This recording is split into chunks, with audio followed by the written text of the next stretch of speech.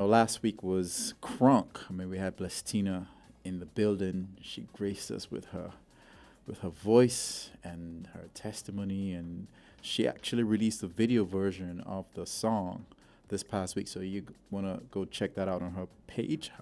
Look for Blestina Charles, and you would see her in her glory, singing and doing everything that she spoke about in the studio. This is episode 98. We're two away from 100, right? Two away from 100. This past week, last week I spoke about I was so excited to go to cricket with my daughter, and we didn't get to go, but I did go. And, I put up a post, and I had to retract my words because I saw a guy on the pitch that did not particularly look very fit. And I was like, what is he doing on the pitch? Like, is he an umpire or something? And, then I saw him pitch. I was like, okay, but he wasn't really running up and pitching and whatever. I was like, okay, what's going on here? Why is he playing? And I put up a post wondering, like, okay, what's going on with this guy? Bit of a tongue-in-cheek post on social media. And when it was time to bat, this kid was just knocking sixes like crazy. So I was like, what? I need to take back what I said. I was like, so I went on Facebook and I said, listen, I'm sorry I ever called you out. You're really good. And because I am now taking back my apology, please start to play bad. This guy was responsible for at least 34, 36 of those 40-something runs in those first 3 overs. And his name is Cornwall. That was his name. And yeah, I'm sorry for what I said, questioning your ability to play. While you're not very fast, you are very skilled. And I will take back that statement because he was killing the Patriots. And he's probably the reason why they lost because he got them off to such a good start. Thankfully, after my apology, he actually got out. So I'm very happy I said sorry, because that's when he started playing bad. All right, still in the sports news, good news was happening. World Championships were last week. Sha'Carri Richardson got another medal. Shericka Jackson damn near broke the world record. She was .06 away from breaking the world record, or .07, I think. .07. Noah Lyles, he walked the talk, and Noah caused some drama talking about how the World Championships, NBA winners are not supposed to be called world champions. But people were, had their panties in the bunch because of that. But he got people like Drake talking about him. He got people, Charlamagne the God talking about him. He got people talking. He got NBA players clowning him. But at the same time, we're getting some positive press. We're getting some kind of attention. Any press is good press, or whatever they want to call it, even though it's bad. Yo, track and field is trending in different circles, and it's because of Noah Lyles and also Sha'Carri Richardson, who is showing us that we can actually give attention to good stories just as we do to drama. In fact, she's trending a lot more these days than when she had her little challenges a couple years ago.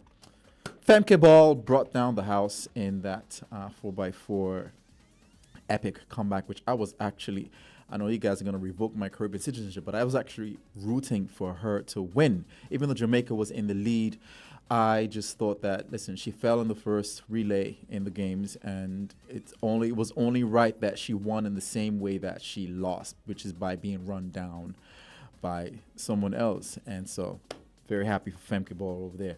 All right, in other good news, as y'all know, I'm a teacher, and, we are gearing to go back to school. I am committed and I'm excited for one reason only. I'm going to be a better teacher this year.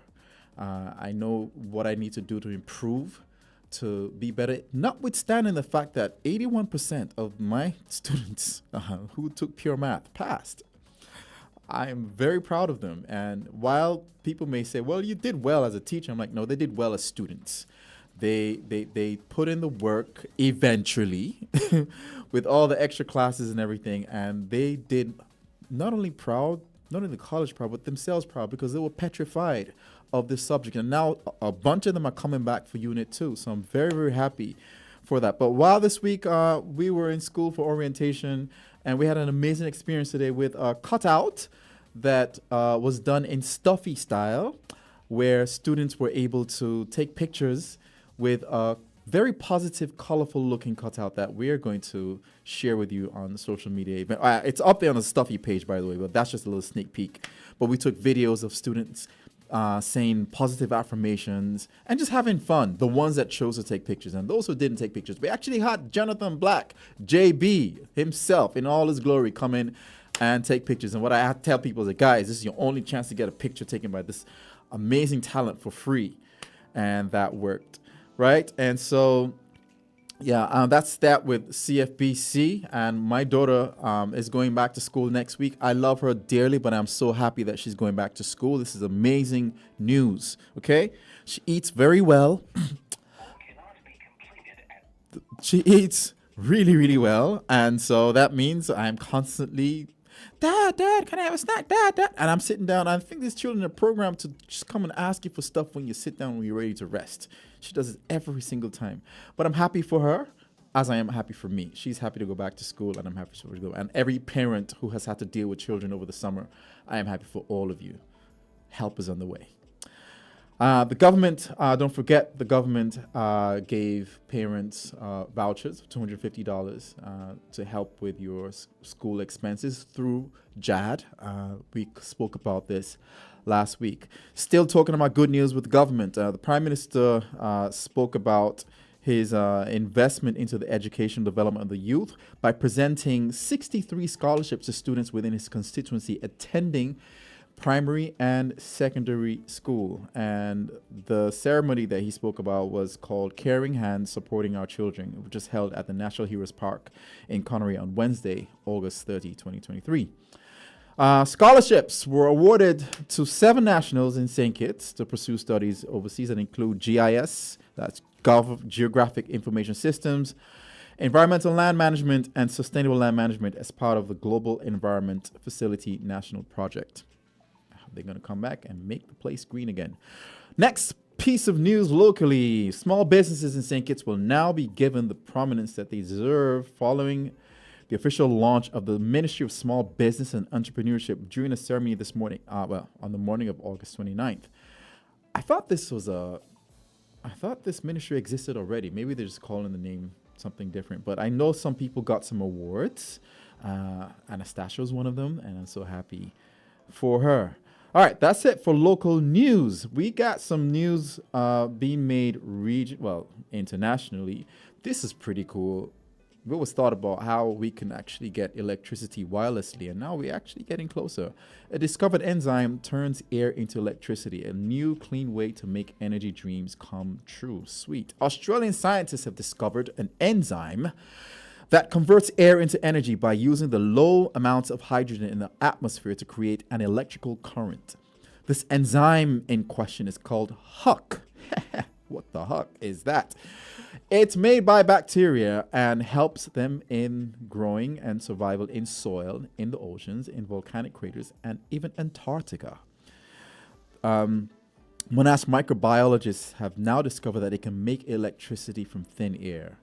The important discovery is outlined in the Nature journal. The research team is led by a bunch of people, can't pronounce their names.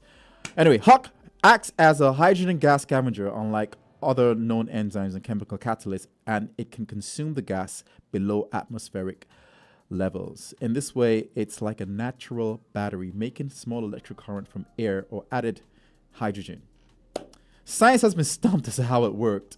And this finding opens the way to create devices that literally make energy in the form of electricity from thin air. Yes, yes, yes. Take that, skeleton. All right. Next piece of good news here is, let's see this one here. I like this one here. This food bank is feeding striking actors and writers for free. Yeah. Yeah. Several people broke down because, they were just so moved emotionally with what's happening. And so this person, all right, that's a comedian, writer, and self-described food bank influencer, Christina Wong, posted an announcement on Instagram that garnered a lot of attention. And basically, She wants to feed a lot of these people who are striking for a good cause. And who says unions can't be good? Wong instructs people interested to come through, and the affectionately named Uncle Glenn's Corrado will provide them with a cart of groceries worth over $300. All they need to show up Mondays through Saturdays and show the staff their SAG-AFTRA or WGA card. Good story, right? All right. I'm going to end with this. 20 things that make people feel good. Just 20 things. If you want to do one of these things today, be my guest. Number 1, a good night's sleep.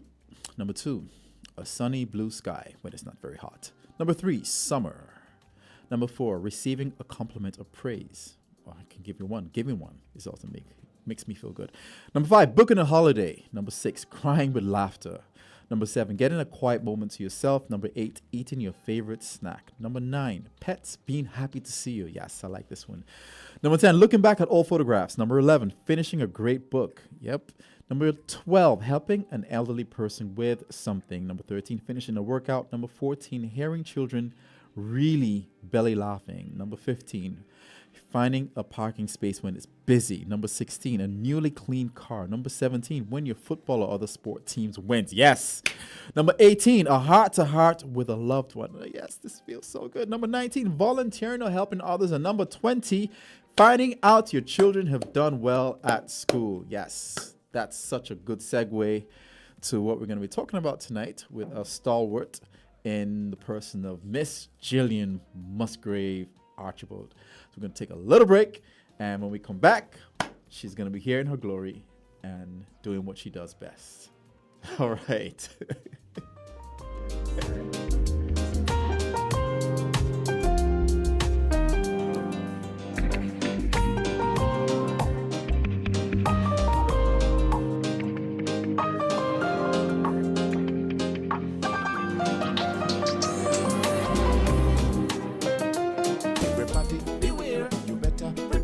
Disasters can happen anytime, anywhere. Everybody beware. You better prepare. Disasters can happen anytime, anywhere. Why prepare a disaster plan? The Caribbean is vulnerable to the effects of many hazards. We're directly in the path of hurricanes, earthquakes, and tsunamis. Many of us live with volcanoes at our back doors. This doesn't mean that we should live in constant fear, nor does it mean we should be too relaxed. Instead, we should prepare ourselves so that when disaster does strike, we will reduce the damage it can do to us. For more information, contact NEMA at 466-5100. Everybody beware, you better prepare. Disaster can happen anytime, anywhere. Everybody beware, you better prepare.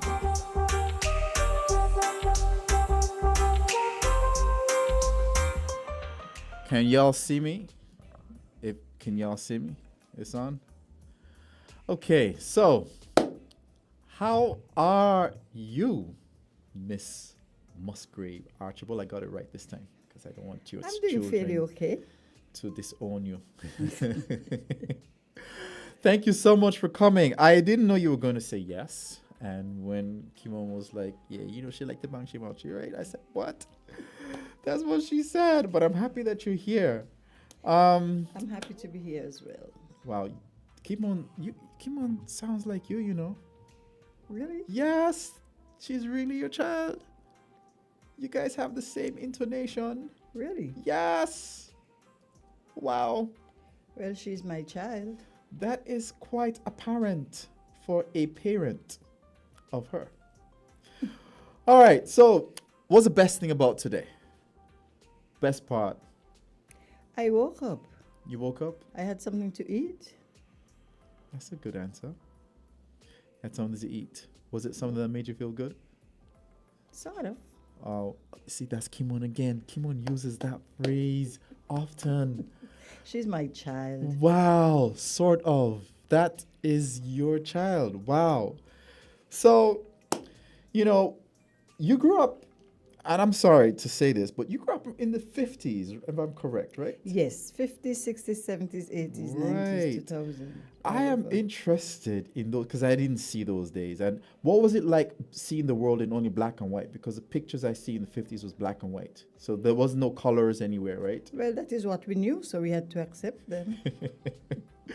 So, what were the cars like? Were they like very nice? Cars? Yeah.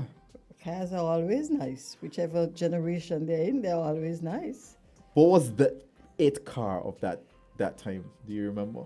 I was not into cars. What? Okay. I'm not a boy. You're not a okay. Boys are into cars, girls are into... So what were you into then? I was into netball. In 50s, you were into netball In the still? 50s, no. In the 50s, I was into primary school. In primary school, Newtown Infant School.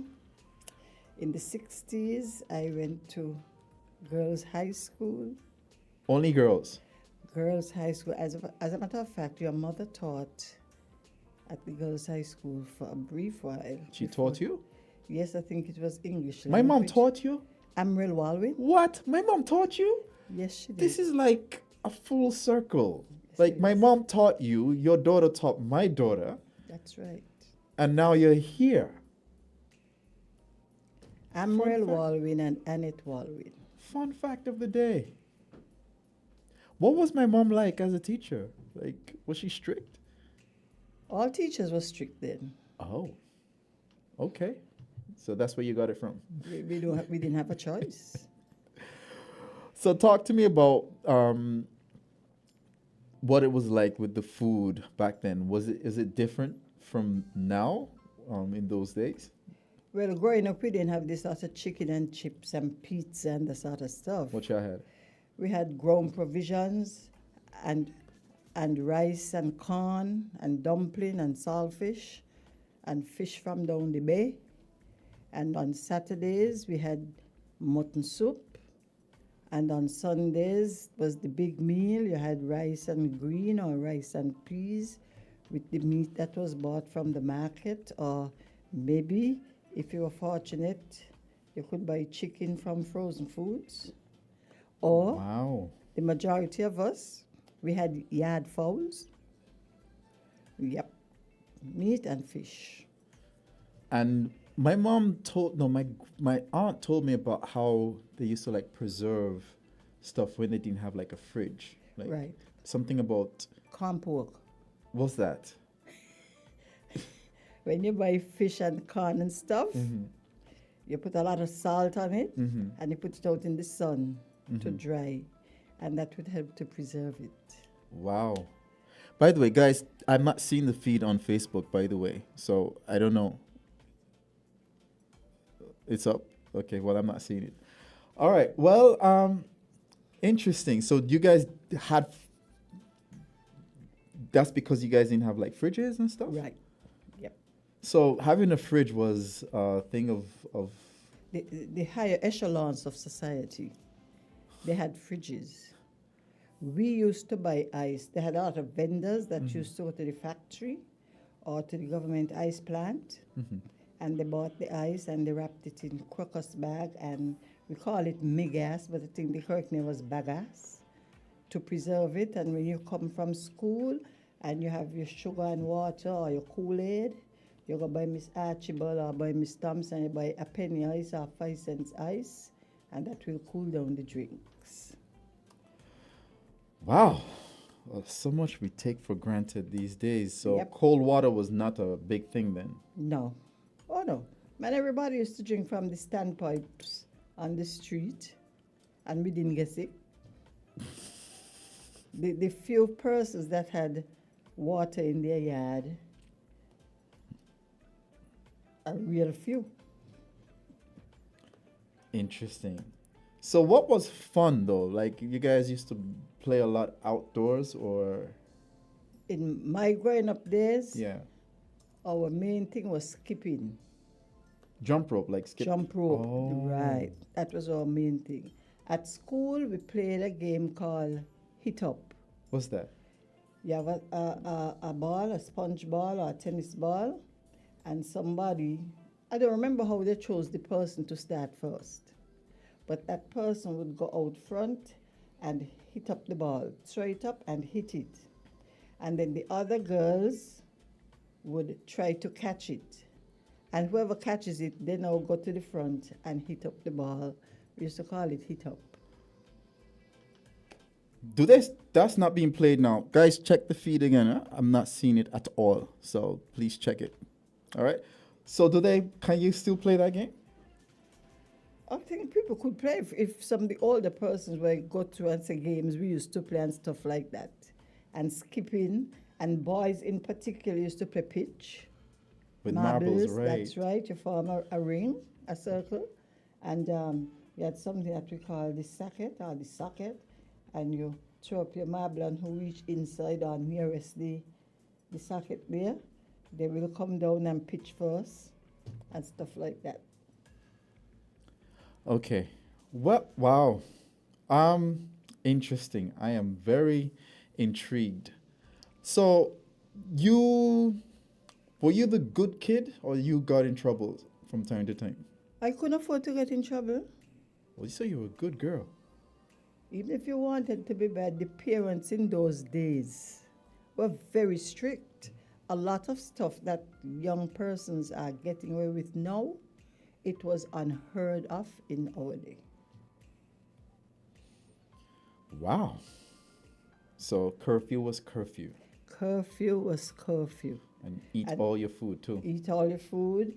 Some of us may have joined the Brownies or the Girl Guides or the Girls Brigade or the Boys Brigade, but most of the organizations or associations that we joined were like church-based.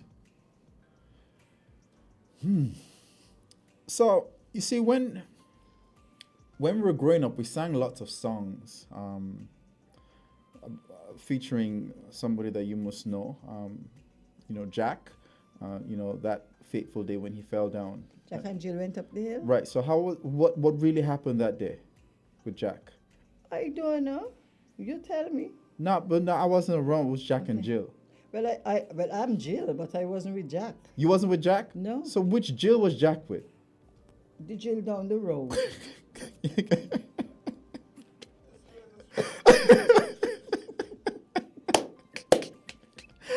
Oh man, I'm so sorry for Jack, man. He fell down and broke his crown. But those are the nursery rhymes we learned at school. But Jill came tumbling after. Yeah. So when you sang that nursery rhyme, people used to make fun of you? Some of them. Some, not many. Oh Lord. Or people will say, Jill, where Jack? In a colloquial term. Jill, and you look back, where Jack? That sort of stuff. I love it. So you grew up in Newtown, right? Definitely. And the roads were still small then, right? I think they're a little wider now. Wow. So give me one memorable experience from those years in those streets, that community, that neighborhood of Newtown. One that sticks out in your memory. We were our brothers and sisters keepers. We looked out for each other. The neighbor didn't have something, they could come over the fence and ask for some butter, something to put in their pot, and it was given willingly. That doesn't happen now anymore? No. We've grown into a selfish world. So do you yearn for some of those years to come back? Like when you look at what's going on now? Some, not all. So tell the truth, like when you was growing up, were you, I mean, you as a netballer, you were feared on the court, but were you feared like by your peers, like just Jillian, like no, we can't mess with Jill? No, man. No. So you weren't. So your reputation on the court was different. Totally different. Yeah, totally different. Wow, good at compartmentalizing. Yeah. So, if we're still talking about those humble beginnings and how things were different back when, do you think, And do you sometimes wish that you would have had access to what people have access to now, like the internet and phones and? Sometimes yes, and sometimes no. Because we didn't have those things, we were creative. It forced us to be creative. That's right. That's right. It Creative. forced us to be creative. And in that, If I could just give you one instance. oh please. Telephone. Every dog and the mother and every dog and the brother has a telephone now. But as children, what we did, we took the milk tins, the evaporated milk tins, the canister milk tins, bore a hole in one, bore a hole in the other, and we got a string that led from one to the other, and I will talk to you, and you talk back to me. That was our play. We had to be very creative in order to enjoy life. Nowadays, everything is at the fingertips, and they don't even seem to appreciate it. So, Yeah, you're giving me some nostalgia because when I was growing up, I used to make my slingshots for, just go to the rubber tree. band and the Yeah, the no, I tree- used to go and take like elastics from my mom. elastic, right? What things she used to sew with, and cut them, and then I used to make bow and arrow. I spent a lot of time outside, and Did you make top of tops to course, spin? yes, we did. with the nail in the wooden? No, I think I used something else. I also used to make water bombs, like What's that? like I would literally make this. I can't believe I haven't taught my daughter this. In fact, I'm happy I haven't taught her because she will wet the whole house.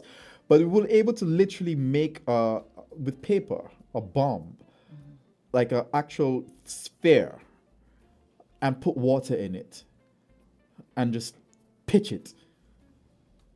Like we would do that with balloons. no, we use paper. We would do that with balloons. We use paper. So yeah, this is giving me lots of nostalgia. Yeah, I think that I appreciate not having access to lots of TV and all of those things because you're correct. It did force me to think outside the box. That's right. And believe it or not, with your daughter's tutelage, with my daughter, some of those values have been passed down to that generation. Adia now, if you give her a stick, an old cup, she will literally instantly go to, I can make something from this, right? And I'm very happy that during those precocious years, you give her a phone or a tablet, she pitches it away. She wants to be outside. She wants stones, dirt, sticks, and whatever. And I'm happy. And now she's being a bit of a gamer. She's getting into the gaming sphere, but she has not lost that curiosity that was instilled from her from early. So everything that you're talking about is trickling down Yeah. from generation to generation to generation. So we appreciate you for you. So let's talk about netball. If an alien was to come to Earth and says to you, for the love of God, could you explain to me why netball exists when there's an even cooler sport like basketball? Make your case. My case is this. Netball was the only real popular girls' sport. Okay. I see where you're going. Basketball was considered for boys. Cricket was considered, I'm talking about the 50s and the 60s, eh? Cricket, basketball, football, they were boy sports or men's sports. So when a girl got into netball, she achieved something. I didn't see it from that perspective, so thank you for educating Yep. me. So it was almost like a liberating Right. sport that gave them a seat at the table. Something, that's right. That's right. So what's the history of netball? People just said, "Listen, we want to do it like basketball, but not different." Like, what was? Well, I think netball started in the States years ago. And basketball copied from netball and probably made it bigger. Because when I did my studies in England, because I did phys ed, one of the stories was that netball basketball came from netball. Basketball was started in the States. Okay. But the ladies' sport, the netball, had more rules, I think, than the basketball. You can't touch a player and that sort of stuff. I don't really know much about netball, so can you just give me an overview of what it's like to the rules and what it's like to actually play and the Well, objective? basically, the rules are you're not allowed to touch and push. Well, when I learned, because I see something on World Tournament the other day, and there was quite a bit of pushing and shoving. We couldn't do that. Interesting. We had to mark closely without touching. And netball now has a system where if you shoot from far, you get more points than if you shoot from close. I think that is called the Fast Five game. But when I was going to play netball, wherever you shot the goal from, it was 1 point. Really? 1 point. It's Yeah. always just 1 point? 1 point. But now with the Fast Five, if you score from near the pole is 1, a little further back is 2, and way out on the edge is 3. So that Fast Five game has really brought something new to netball, and people are enjoying it. I hope to see it played in St. Kitts soon. Well, we have a pioneer right in the studio who can actually facilitate that. My knees are not so hot now, you know. But what about your nephews? Not my nieces, my knees. All right. Don't try to be cute and funny. So, in the 60s until the 80s, you were representing St. Kitts, right? Yes, I represented St. Kitts from about 1967 to about 1985. You traveled a lot? Yes, I did. So what was that first trip like? Oh my God. It was like, Jesus, we're going in a plane. It was a plane? What? No, actually, no, it wasn't a plane because the high school team traveled to Anguilla in 1966 on a boat. We went on a boat. The boat left from Sandy Point. So I remember my brother, my deceased brother, Earl Clark, he took a group of us from Girls High School who lived in the Newtown area. He took all of us down to Sandy Point to get that boat to go to Anguilla. And that would have been like 1965, 1966. Sweet. Now, the first plane experience. Oh, why? I want to know. Oh, why? That was in 1967. The national team went to Montserrat. Oh, you know, and our parents are so excited. Their children are going on a plane. And those days you traveled like you're going on a plane.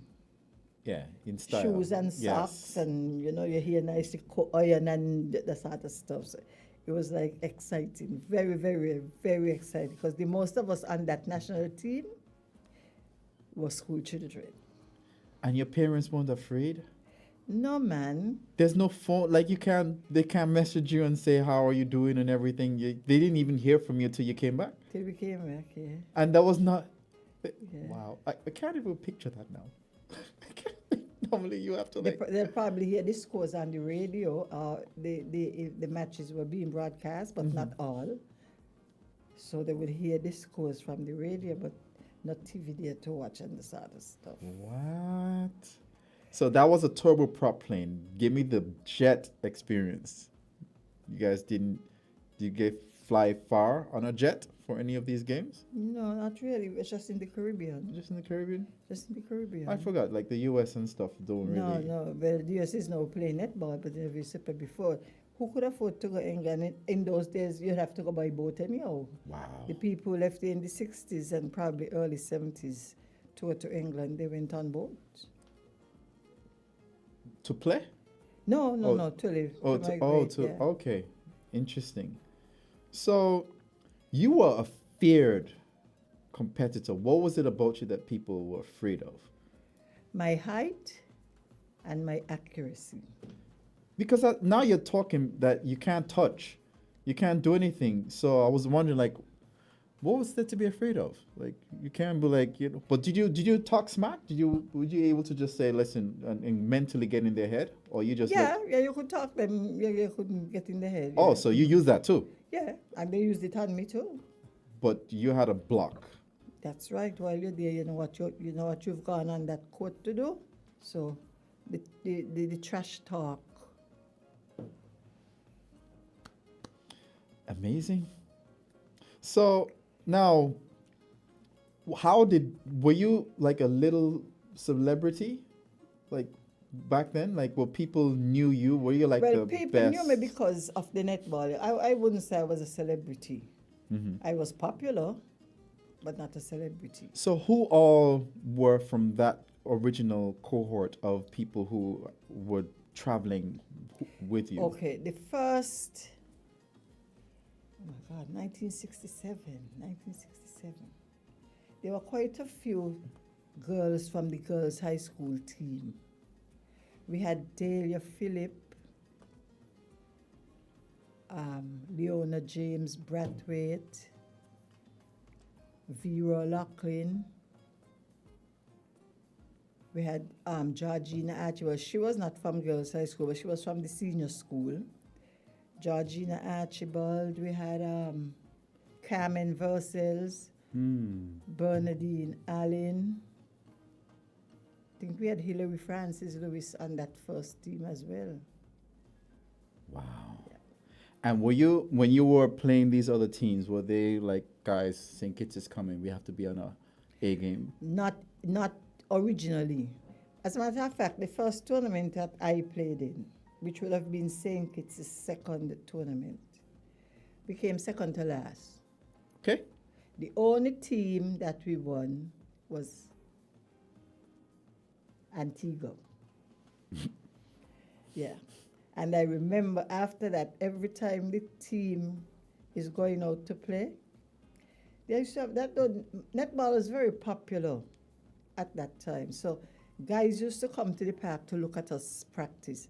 And when we leave in the park, like the night before we leave to go wherever, they'll tell us one thing. Don't come back here if Antigua beat all you. Because that was the first team we had beaten. So every time we go down there, they say, At least don't beat come them. back here if Antigua beat all you. Did they ever beat you guys again? Yeah, eventually, but some way down the line. Eventually they did. Oh yes, oh yes. So, wow. So now you eventually... We even beat them in Antigua, 1971. The tournament was here in 1972, in Antigua 70, and we beat them on their home court. So you eventually started coaching. Yeah. Actually, I was a classroom teacher, Oh. but in conversation over the years, going on tournaments, and you could see Barbados doing so well and Trinidad doing so well. So I talked to them and said, how is it that y'all play such good netball? And they told me they start netball from the primary school. But we didn't have it then. Only the girls who went to girls' high school and stuff. Actually, netball was started by a lady. I don't know if anybody listening remember Spratt School? Right. Netball was started by that lady in her little private school. I think her name was Lucille Scouten. I don't know who that is. No, I don't know either. But history of netball says that is where netball started in St. Kitts, and then it branched off to others. So now you, as a coach, what was challenging with coaching people into netball?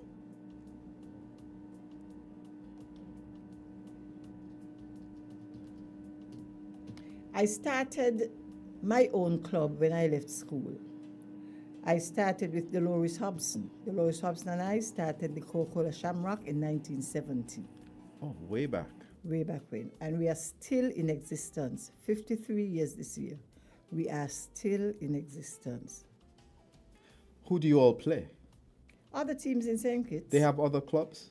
Yes, they have other clubs in St. Kitts. So there's a club championship? There's a championship that's played right there at Warner Park.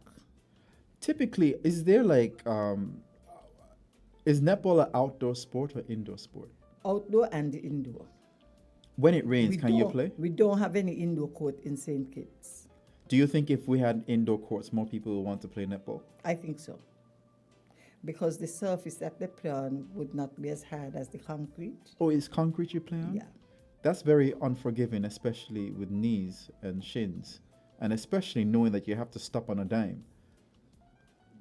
We used to play on grass first, and then we move up to hard court. Can you bounce the ball?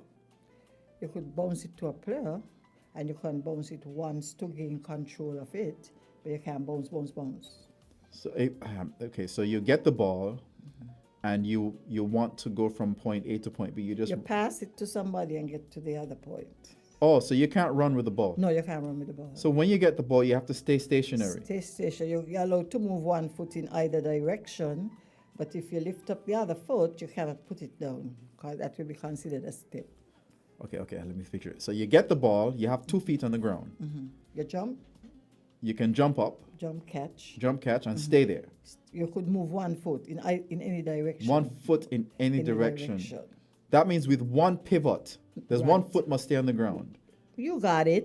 right? And you're just moving, You're a but bright you can't student. change that foot. No, you can't change that So foot. if your left foot is on the ground, then your only right move foot the can right be foot moving, right in and, any and you're just direction. moving round and round like If you lift up the left foot, it has to stay up.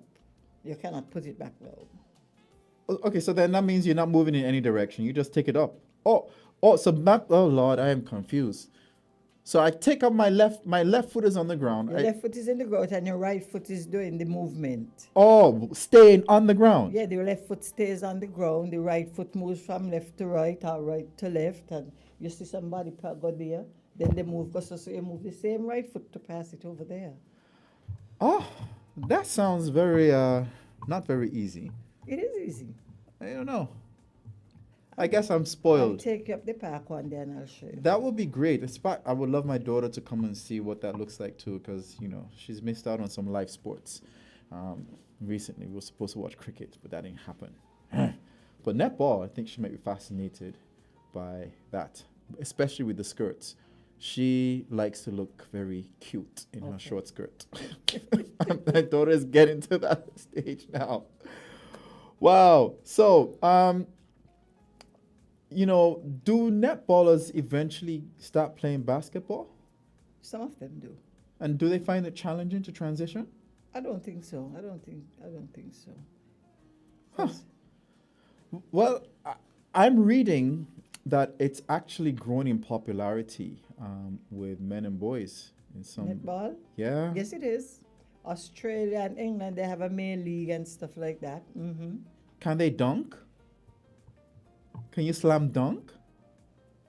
I don't think so.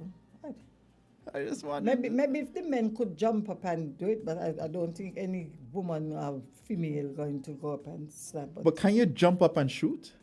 Yeah, So you don't have to stay in one spot and shoot. you could lift yourself off the ground to shoot, but the ball must be released before you put back down that foot. Okay. Interesting. It's almost like basketball. And no backboard. No backboard, no. That makes it a lot. In More fact, I challenging. think that if people who grow up playing netball go and play basketball, it should be a lot They'll be easier doing very good. They'll be doing very because good. no Yeah. backboard. Interesting. So, one of the things that I love about teaching is seeing my students emerge into better versions of themselves, and in some cases, better than me. I want to know what it's been like for you, because you've been a veteran in this teaching game. How has it been like to see some of your students become prominent people in society? There is no feeling.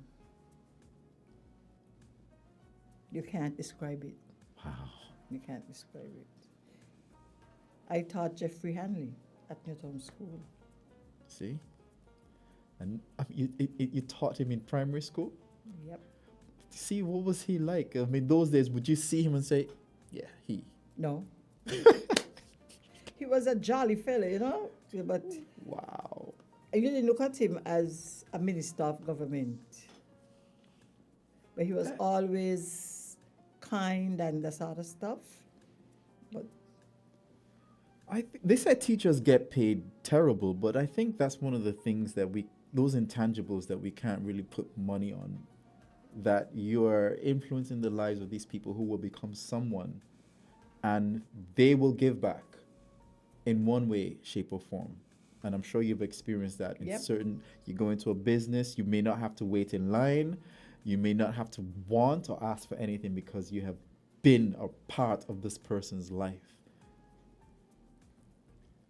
I always said I was going to retire as a teacher, you know, and I see lots of ladies whom I taught netball in the primary school, because in 1985 I was transferred from the classroom to the sports department and to introduce netball in the primary schools. And I see some of them that I really don't remember some of them. But then when they say, man, you used to come Newton Ground now, you used to come Irish Town. I said, what's your name? And then the name, I remember the name and stuff like that. And you know, I feel that some of them hold very prominent positions now in the private sector and in the public sector. Yeah. So from 1985, I was involved with primary school netball. yeah, you must be proud. And also, not only as a teacher, but as a mother, you've raised two strong women. I tried. No, they're strong. And those personalities, were they always that when they were growing up? Like, was that a challenge for you? Come on. Chemo. I was trying to say it nicely. What would you do with chemo? But then I reflect and I say, that's part of me. Oh, she took a part of you. And I think that's why she's a matriarch, as also are you. And nobody dare mess with her. I mean, people still do try. People do try and they find out the hard way. You do not mess with her, nor do you mess with Jillian's daughter. But what was it like? Because that strong-willed personality with sibling rivalry, how did you deal with that as a referee? It was much of a sibling rivalry, you know, because they are 7 years apart. Oh, I didn't know that. 7 years apart. Okay. Because if they were like 2 years apart, Oh, then no. I think. Well, but she matched with the maestro now, though. they were 7 years apart. She still tried a bit to want to be in charge of Karine, but she didn't get through. She didn't get very far with that. Wow. So, what is it like now being a grandmother and seeing all those values you've given to them? Do you see those values being filtered down with A your bit. upbringing? A bit of it, yes, a bit. You must be proud, eh? The little one, Yeah. the younger one. Yeah, I know. She's a handful, and I think Kimo needed that. Michaela, the older one, Uh-huh. is a Karine. Quiet. Mm-hmm. Michaeli is her mother's child. Yep, and I think she's going to understand what it was like to be your daughter. And I mean, she is, like I said, a firecracker and has a mind of her own, and she knows what she wants. And there's no telling her anything different other than True. what she wants. And that, when nurtured in the right direction, is the makings of a formidable leader and also teacher, And who knows, we will be seeing that dynamic in this news generation with us talking about how Michaeli was as a teacher. I know. Because that's all she sees in this matriarchal dynamic that you will have created. So I'm very happy for you. And you. I am happy that I was able to touch many lives. Yes. Because having 16 schools Wow. to teach netball, because you have to instill the discipline in them. Mm-hmm. So that I'm happy that I was able to touch many lives. Well, just as every other thing, everybody will not like you, everybody will not like your ways, but I think overall, I did my best for my country, because having been put in the schools for netball, I think it was 2004, somebody listening may correct me, that same kids placed second in an under 16 tournament, only to Jamaica. Jamaica was the only team that beat them. And I think that foundation from the primary school helped a lot. And then in 2009 and 2011, St. Kitts won 2 under 23 OECS championships. So I hope Nice. that the younger generation now, because my knees are bad now, so I can't do much. Just get your nephews I to do hope. them. Huh? Huh? My nephew won't be able to do anything because not my nieces are my knees. Yeah, All but right. I really would like to see netball back at the pinnacle that it was in the early 70s, because winning the championship in 1973 and seeing how the whole island got together Mm-hmm. to celebrate a small island beating Trinidad, Barbados, all. I would just hope that that could filter back into the society, because it was something to remember. I think that what's the challenge is that right now the sports that are looking to give the athletes some value are the ones that you can actually use to pay for your education in the US and Exactly. stuff. So netball is a bit at Out a of- disadvantage. Yep. But so we have to find a way to still generate interest in that. And okay, that's a bit of a challenge, but it is not impossible. It's not impossible, but it is a challenge, because when you have basketball, women's cricket, women's basketball, tennis, and stuff like that, where people get paid to play and stuff like that, that's where everybody will really gravitate to. But I also think that even looking at our sport in track and field, which is also in the minority when it comes to people making money, what helps any sport is the fans being able to develop an emotional connection to the athletes and Yep. to the clubs and to the schools. And I think that's where we have to start, developing an emotional loyalty connection to these athletes, which can only happen if we know their stories, have a Facebook page and somebody regular posting and asking questions and lovely pictures and highlights, and it will take a actual marketing. Oh my gosh, your daughter is, I don't know if she's telling me or telling you, but she says stop chatter. We ain't talking about you, come on. We're talking about other stuff, netball, which I know you're not playing now. But yeah, it would take a actual marketing media effort to develop that. Because I would really, now that you talk about it, I would love to take Adia to a netball game just to expose her. She's a bit clumsy, so I don't anticipate that she will want to play it. When the season, I don't even know if a season gonna start soon. This is what, August? Right. If I hear of any, or if I know Mm-hmm. of any competition, I'll let you know so that you could. Well, we've basically come to the end of the show. I know you were asking me, what questions are you going to ask me? You know all the answers. And it's like a show you've never had before. But before we finish, I have 10 questions, rapid fire.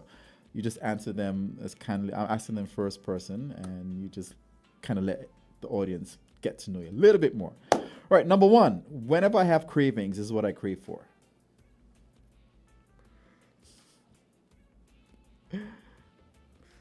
Okay, she's pulling a black. Okay, number two, I hope one day I can get to experience this.